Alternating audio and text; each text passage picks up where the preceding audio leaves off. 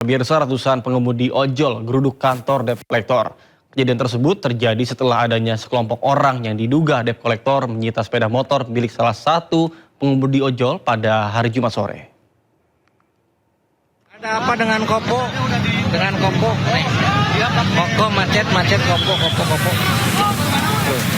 Ratusan pengemudi ojek online dan warga menggeruduk sebuah bangunan yang diduga sebagai kantor debt collector di wilayah Kopo Sayati, Kecamatan Margahatu, Kabupaten Bandung, Jawa Barat, Jumat malam.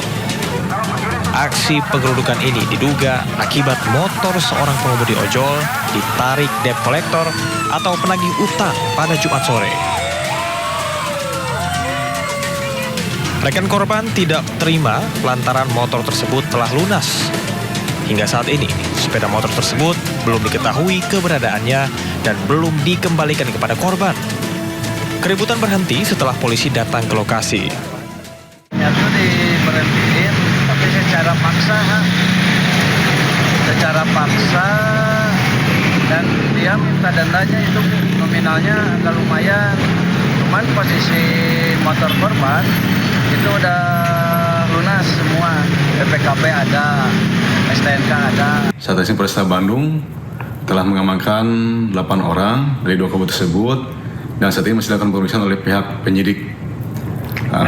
Adapun motif dari terjadinya keributan tersebut, kami mendapat menyimpulkan para pihak masih dilakukan pemeriksaan oleh penyidik.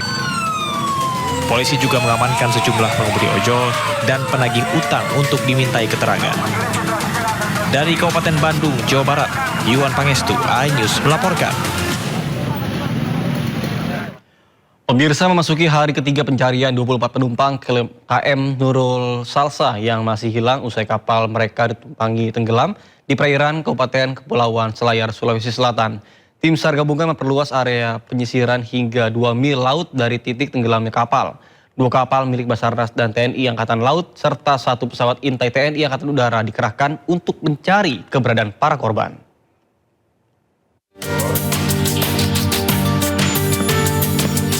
Hari ketiga pencarian 24 penumpang kapal motor Nurul Salsa yang tenggelam di perairan Pulau Polasi, Kabupaten Kepulauan Selayar, Sulawesi Selatan terus dilakukan. Area pencarian kini diperluas hingga 2 mil laut dari lokasi kejadian. Kapal Basarnas dan KRI Marlin 877 milik TNI Angkatan Laut dikerahkan untuk menyisir laut. Sementara pesawat pengintai Boeing B737-200 milik Ladut Sultan Hasanuddin melakukan penyisiran dari udara. Luas area pencarian akan kembali diperluas jika belum juga temukan para korban hilang. Hingga kini, tim SAR baru menemukan serpihan yang diduga berasal dari kapal motor Nurul Salsa tak jauh dari lokasi kapal tenggelam. Sampai saat ini memang ada serpihan-serpihan kapal yang ditemukan oleh tim SAR gabungan ya. Dalam hal ini juga pihak pesawat intai TNI AU itu sempat melihat ada serpihan, tapi tidak jauh dari LKP atau Lost Non Position itu, atau tempat kejadian awal tidak jauh. Mungkin itu serpihan kapal yang pas tenggelam dia terhambur seperti itu. Jadi, terkonfirmasi saat ini yang kami kabarkan itu 74.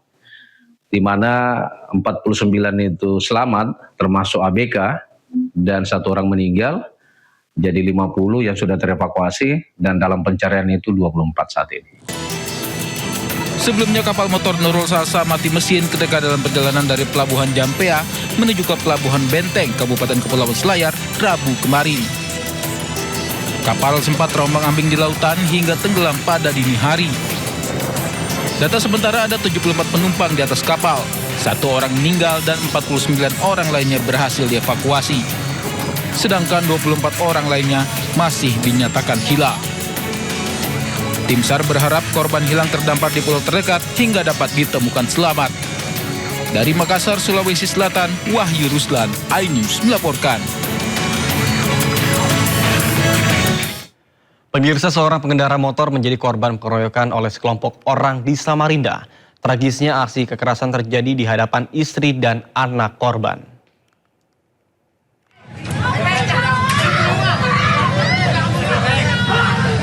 Video amatir memperlihatkan saat seorang pria tak berdaya dikerumuni dan dianiaya sejumlah orang di Jalan Anggur, Kota Samarinda.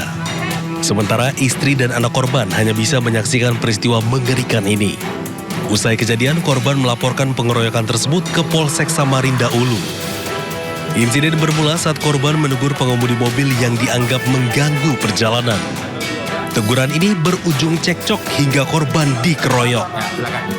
Sepele sebenarnya, hanya ketersinggungan pada saat berpapasan di persimpangan Jalan Anggur itu, ya, ditegur oleh korban. Hati-hati katanya, hati-hati. Dari pihak terduga terlapor tadi merasa tersinggung, ya kan. Itulah saya sampaikan bahwa emosional sesaat yang mengakibatkan terjadinya peristiwa. Setelah dilakukan mediasi, para pelaku meminta maaf kepada korban dan bersedia menanggung seluruh biaya pengobatan. Kedua pihak juga memilih menyelesaikan perkara secara damai. Dari Samarinda, Kalimantan Timur, Ardi Wirya, iNews melaporkan. Pemirsa, tim Satuan Reserse Polsek dan Polres Metro Bekasi Kota berhasil mengungkap 77 kasus tindak pidana pencurian kendaraan bermotor yang kerap kali meresahkan warga di Kota Bekasi, Jawa Barat. Sebanyak 69 pelaku diamankan petugas beserta 23 kendaraan hasil curian.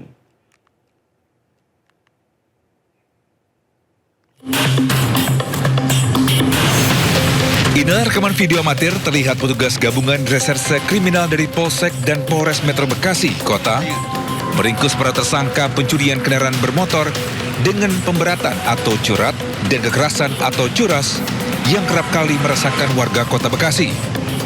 Dari 69 tersangka yang diamankan, 18 tersangka diantaranya merupakan residivis dengan kasus yang sama. Bahkan dalam aksinya, para tersangka ini tidak segan-segan akan melukai korbannya apabila melakukan perlawanan. Selama operasi berlangsung, polisi telah berhasil mengungkap 77 kasus dengan total 69 tersangka yang berhasil diamankan. Selain itu, polisi juga menyita 23 unit sepeda motor, sejumlah telepon genggam, 15 buah kunci letter T, 3 airsoft gun, serta 2 unit mobil. Dari hasil penyidikan, para pelaku diketahui tidak segan melukai, bahkan membacok korbannya demi merampas kendaraan milik korban. Jadi untuk modus operandi secara keseluruhan, para pelaku antara lain melakukan kejahatan dengan membacok korban menggunakan senjata tajam dan mengambil kendaraannya. Polisi memastikan akan terus meningkatkan patroli dan penindakan guna menekan angka kejahatan jalanan serta memberikan rasa aman kepada masyarakat di wilayah Kota Bekasi. Dari Bekasi, Jawa Barat, Rahmat Hidayat, iNews melaporkan. Pemirsa, jenazah AS korban pembunuhan oleh kekasihnya warga negara Singapura di Denpasar, Bali tiba di rumah duka di Tegal, Jawa Tengah. Kedatangan jenazah korban disambut isak tangis keluarga.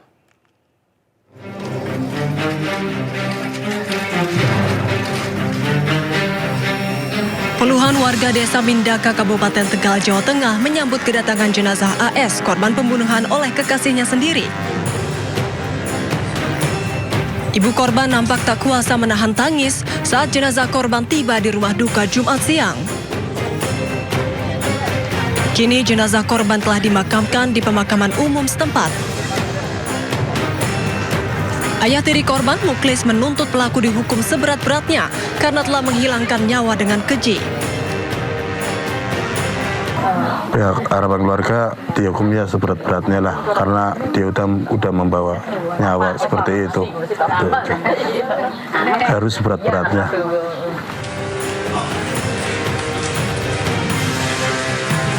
Sebelumnya, Polresta Denpasar berhasil menangkap pria warga negara Singapura yang menjadi pelaku dalam kematian kekasihnya SA berusia 26 tahun. Pelaku nekat menghabisi nyawa korban lantaran tidak terima korban memutuskan hubungan asmaranya. Peristiwa bermula saat keduanya terlibat cekcok di sebuah kos di kawasan Pedungan Denpasar yang menjadi lokasi pembunuhan. Pelaku pun menganiaya korban hingga meninggal dunia, kemudian jasadnya ditutupi boneka. Korban dan pelaku adalah pacaran statusnya, kemudian pada saat pelaku tidak terima diajak putus oleh korban, kemudian setelah itulah korban dicekek oleh pelaku hingga diperkirakan meninggal dunia. Polisi menyita sejumlah barang bukti termasuk paspor pelaku yang telah berstatus overstay. Pelaku dijerat pasal penganiayaan berat dan pembunuhan dan terancam hukuman 15 tahun penjara. Tim Liputan iNews melaporkan. Informasi lainnya pemirsa, tim penyidik gabungan Korps Pemberantasan Tindak Pidana Korupsi Polri dan Polda Metro Jaya menyerahkan tersangka 3 kasus korupsi, yakni Don Rito ke Kejaksaan Agung pada Jumat siang. Bahkan selain itu barang bukti uang dan emas juga ikut diserahkan ke Kejaksaan.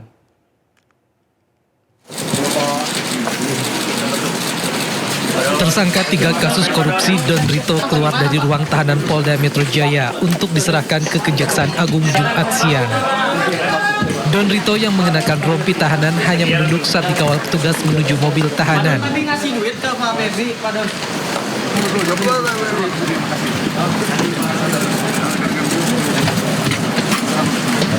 Tidak hanya tersangka Don Rito, barang bukti uang dan emas yang dimasukkan ke dalam sejumlah koper juga turut dibawa untuk diserahkan ke Kejaksaan Agung.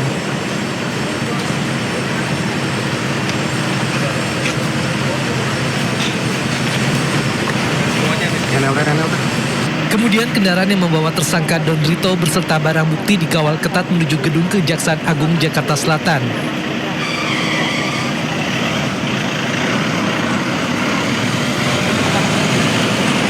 Setelah iring-iringan kendaraan tiba di gedung Kejaksaan Agung, tersangka Don Rito langsung dibawa masuk petugas tanpa menghiraukan pertanyaan awak media yang ada di lokasi.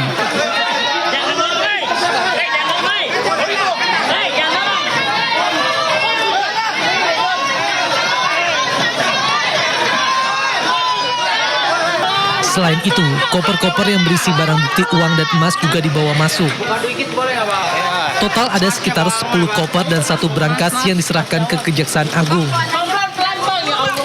Kasus yang menjerat Don Rito berkaitan dengan dugaan korupsi dan TPPU di sejumlah perkara besar, termasuk sektor batubara, PT Asabri, dan PT Krakatau Steel. Dari Jakarta, Tim Liputan iNews melaporkan. Pemirsa, tim penyidik Polri menyerahkan barang bukti kasus dugaan korupsi dan tindak pidana pencucian uang Febri Adriansyah dan Don Rito ke Kejaksaan Agung. Alat bukti tersebut diletakkan di kendaraan berbeda dan langsung diturunkan guna diserahkan ke jaksa.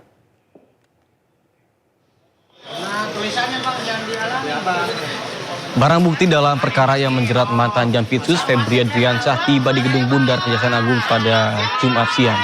Barang bukti tersebut diangkut menggunakan kendaraan taktis Brimob dari Polda Metro Jaya menuju ke Kompleks Gedung Bundar Kejaksaan Agung. Barang bukti yang dibawa terdiri dari box berukuran besar, 8 koper, 1 kardus, serta 1 berangkas berisi uang tunai hingga batang emas. Seluruh barang kemudian diturunkan untuk dipindahkan ke dalam gedung. Kemudian proses penurunan barang bukti mendapatkan pengawalan ketat dari aparat keamanan. Hal ini merupakan rangkaian pelimpahan penanganan perkara dari Polri ke Kejaksaan Agung.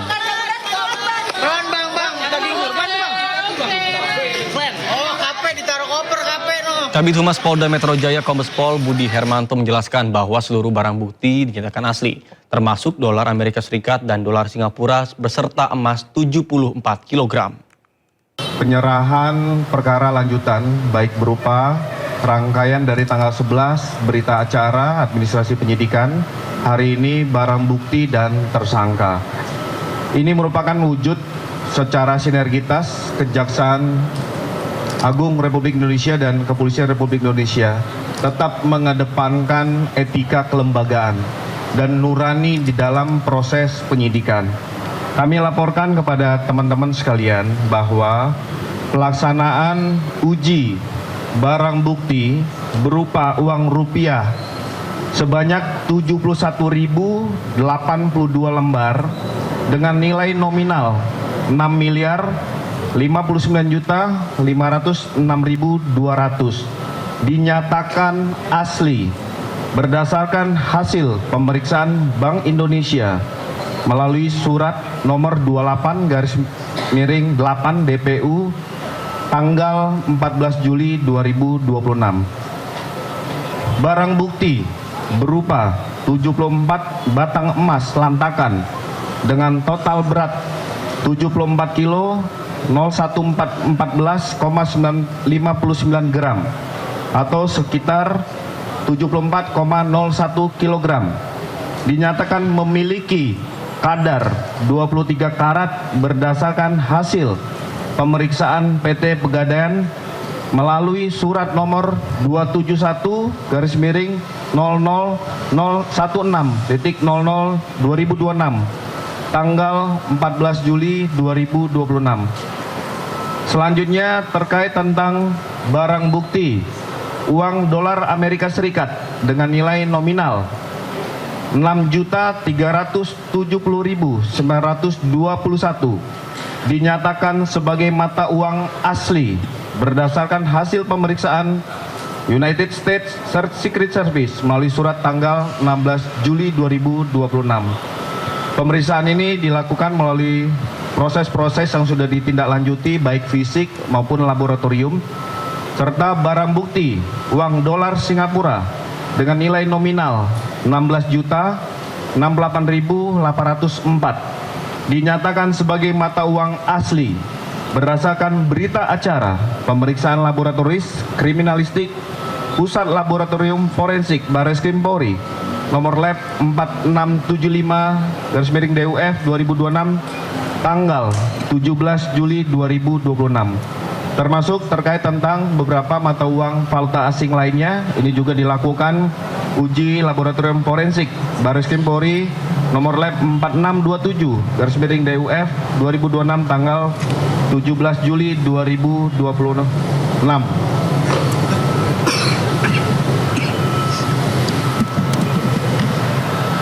Itu dari beberapa barang bukti yang kami sampaikan kepada rekan-rekan sekalian.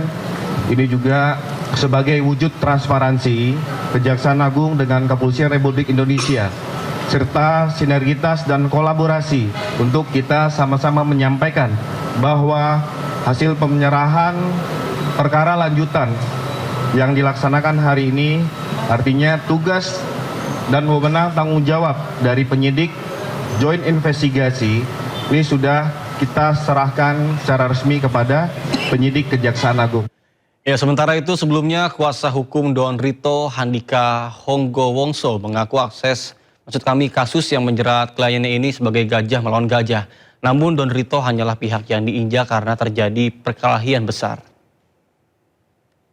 Itu ibaratnya gini, ini gajah sama gajah berkelahi nih, ya. Pak Idon itu sebagai pihak pelandu yang digencet habis ketika terjadi perkelahian. Gambarannya begitu. Jadi posisi Pak Idon sebagai pihak yang diinjek karena terjadi perkelahian antar dua lembaga negara yang punya power dan punya kemampuan di dalam memproses semua persoalan di Republik ini. Lalu aset yang disita Pak, yang di decline dan di coin money, terus di rumahnya Pak Don itu uang siapa Pak? Begini, kami coba konstruksikan apakah uang yang ditemukan di kafe The Glen, kemudian di rumah dan di tempat money changer itu apakah ada relevansi dengan perkara yang disangkakan. Pertama terkait dengan penanganan perkara Asabri, klaster Pak Tangiang. Terkait perkara itu Pak Idon pasif, dia tidak kenal Pak Tangiang dan tidak ada interaksi baik secara personal ataupun secara finansial. Terus kedua terkait dengan masalah suplai batu bara di PLN. Sepanjang proses pemeriksaan Pak Idon menyampaikan urusan itu dia juga nggak ngerti dan nggak pernah berinteraksi dengan pihak-pihak yang diperiksa oleh Barreskrim, oleh Kortas maupun Polda sebagai pihak yang menyuplai batubara ke PLN. Yang ketiga terkait dengan persoalan piutang PT CBS dengan PT KNI, anak usaha Krakatau Steel. Itu juga sama. Pak Idon tidak ada hubungan apa-apa dengan urusan itu. Ngerti aja tidak? Nah, kalau semua perkara itu dihubungkan dengan uang yang ditemukan oleh rekan-rekan penyidik dari Kortas dan Polda, apakah uang itu berhubungan dengan perkara itu? Kami jawab tidak ada hubungan. Secara hukum pembuktian itu pasti tertolak. Pasti tertolak itu. Nah, kalau ditanya itu uang dari mana, uang siapa? Itu adalah kerjasama dengan pengusaha untuk membangun dermaga atau pelabuhan di daerah Kalimantan Timur. Pertanyaannya siapa pengusaha? Hari ini kami tidak berani menyebut. Pemirsa, pengacara Hotman Paris dampingi pemeriksaan Febri Adriansyah sebagai tersangka di Kejaksaan Agung.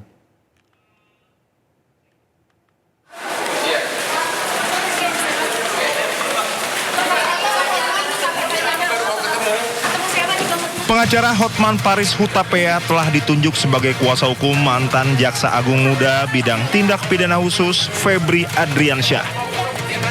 Hotman pun mendampingi Febri menjalani pemeriksaan di Gedung Kejaksaan Agung Jakarta. Hotman mengatakan Febri diperiksa sebagai tersangka dalam kasus dugaan tindak pidana korupsi dan tindak pidana pencucian uang. Sebelumnya Hotman mengungkapkan ditunjuk sebagai kuasa hukum Febri. Surat kuasa diserahkan kepadanya pada Jumat pagi.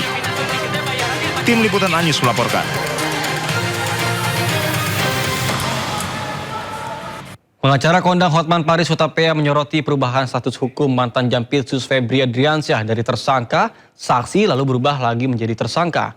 Menurut Hotman, perubahan status ini berpotensi menimbulkan pertanyaan publik terkait dengan kepastian proses hukum yang tengah berjalan.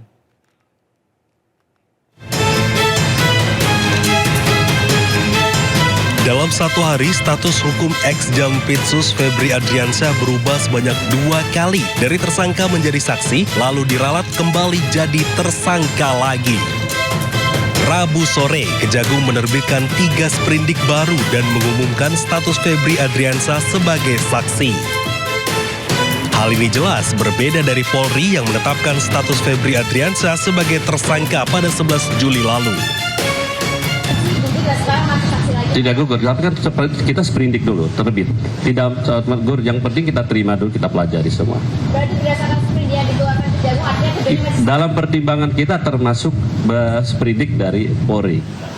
Orang dan sprindik dari Polri. Tapi untuk sprindik yang dikeluarkan Kejagung, artinya 2 orang itu masih saksi? Iya, diantaranya sebut oknum salah satu negara.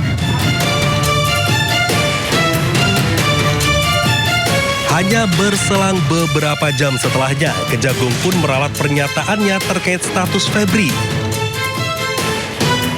Dalam siaran pers resmi, Kejagung menyebut status Febri masih sebagai tersangka. Berubah-ubahnya status hukum ex-Jampitsus Febri Adriansyah ini pun mengundang kritik tajam pengacara kondang Hotman Paris. Melalui unggahan di akun Instagram pribadinya, Hotman pun mengaku heran dengan dinamika penangkapan perkara tersebut. Pernyataan Hotman ini langsung jadi perhatian warganet dan memicu berbagai tanggapan di media sosial. Tim Liputan iNews melaporkan. Sebelumnya, Kejaksaan Agung sempat meralat pernyataannya tentang status hukum mantan Jampitsus Febri Adriansyah. Dalam pernyataan terbarunya, Kapus Penkum Kejagung Anang Supriyatna mengatakan bahwa status hukum Febri masih tetap tersangka terkait dengan kasus dugaan korupsi batubara Asabri dan Krakatau Steel.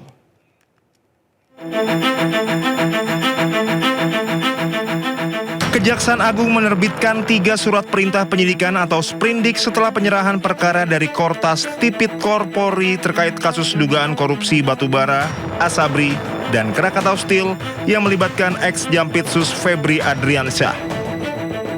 Kapus Penkum Kejagung Anang Supriyatna menjelaskan sprindik tersebut menegaskan status Febri tetap tersangka. Hal itu didasari penetapan tersangka yang dilakukan sebelumnya oleh penyidik Kortas Tipikor Polri. Saat ini, Kejaksaan Agung telah menerbitkan sprindik sebanyak 3 sprindik. Ada 3, yaitu terkait sprindik nomor 43, dugaan tindak pidana korupsi dan TPPU untuk PT Krakatau. Yang kedua, sprindik nomor 44, dugaan tindak pidana korupsi untuk perkara PLTU PLN yang bailout. Ketiga, Sprindik 45 terkait dengan Asabri, sebagaimana laporan desa yang kita terima dari penyidik Polri. Jadi sudah dibentuk dan semenjak diterbitkan Sprindik, maka segala kegiatan dan tindakan-tindakan yang bersifat pro justisia sudah beralih kepada penyidik kejaksaan. Dalam proses penyidikan ini, Anang memastikan kolaborasi antar lembaga termasuk supervisi dari KPK dan pengawalan dari legislatif. Kejagung juga telah membentuk tim khusus beranggotakan 9 orang menangani perkara tersebut. Sebagian besar dari 9 orang tersebut pernah bertugas di KPK. Tim Liputan Anyus melaporkan. Sementara itu, Ketua Masyarakat Anti Korupsi atau MAKI, Boyamin Saiman mengaku kecewa meski berstatus tersangka ex-Jampitsus Febri Adriansyah juga belum ditahan. Dirinya pun berencana mengajukan pra-peradilan dan menggugat Kejaksaan Agung terkait dengan penundaan penahanan ini. Saya ya kecewa, kenapa kalau ini sudah ditetapkan tersangka, sudah ada surat perintah penyidikan, sudah ada barang bukti dan juga alat bukti, kemudian tidak dilakukan penahanan. Maka nanti ya gantian saya mengajukan gugatan kepada Kejaksaan Agung karena tidak segera melakukan penahanan terhadap tersangka-tersangka, dalam hal ini FA misalnya gitu. Dasarnya apa? Pasal 158 huruf E KUHP yang baru, di sana dikatakan penundaan tidak sah termasuk objek pra-peradilan. Nah, kalau sudah tersangka tidak ditahan itu kan namanya itu menunda-nunda gitu kan. Karena harusnya kan ditahan karena ancaman hukumannya juga tinggi, di atas 5 tahun gitu. Nah, itulah harapan saya segera dilakukan penahanan. Nah, kalau nanti Pak Febri juga melakukan pra-peradilan tidak sahnya penetapan tersangka atau tidak karena ditahan gitu, tidak sahnya penahanan, ya mereka juga harus siap juga. Memang penyidik itu sekarang bisa diuji dari kanan, dari kiri, dari pelaku maupun dari si korban. Nah, kami mewakili korban gitu. Jadi saya kemarin agak ada perbaikan bahwa penetapan tersangkanya tidak gugur. Nah, itu kan di kepolisian, tapi di tingkat penyidik Kejaksaan Agung sudah ada nggak surat penetapan tersangka yang administrasinya dibuat benar, misalnya juga diberitahukan kepada si tersangkanya. Nah, justru itulah kita tunggu seminggu ini, 2 minggu lah maksimal, nanti akan kita gugat pra-peradilan jika itu kemudian. Kejaksaan Agung telah membentuk tim penyidik khusus untuk mengusut perkara yang menyeret Febri Adriansyah. Tim penyidik khusus bentukan Kejagung diisi 9 jaksa senior yang merupakan mayoritas adalah alumni KPK.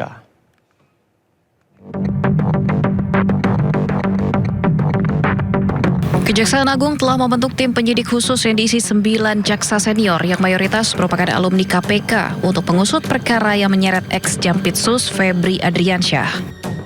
Pembentukan tim 9 ini ada dalam sprindik baru yang sifatnya khusus yang telah dikeluarkan Kejaksaan Agung. Deretan jaksa yang tergabung dalam tim 9 sengaja dipilih berdasarkan pengalaman dalam menangani kasus korupsi.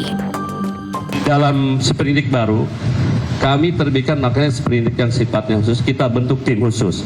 Ini terdiri dari 9 orang. Yang jelas sebagian besar penyidik-penyidik ini yang berasal mantan alumni KPK. Jaksa-jaksa yang pernah bertugas di KPK. KPK menyambut baik pembentukan tim khusus untuk menangani perkara dugaan korupsi dan tindak pidana pencucian uang atau TPPU yang menjerat ex-Jampitsus Febri Adriansyah. KPK meyakini para alumni itu memiliki track record yang baik selama bertugas di KPK, hingga mereka pasti mampu menuntaskan perkara tersebut.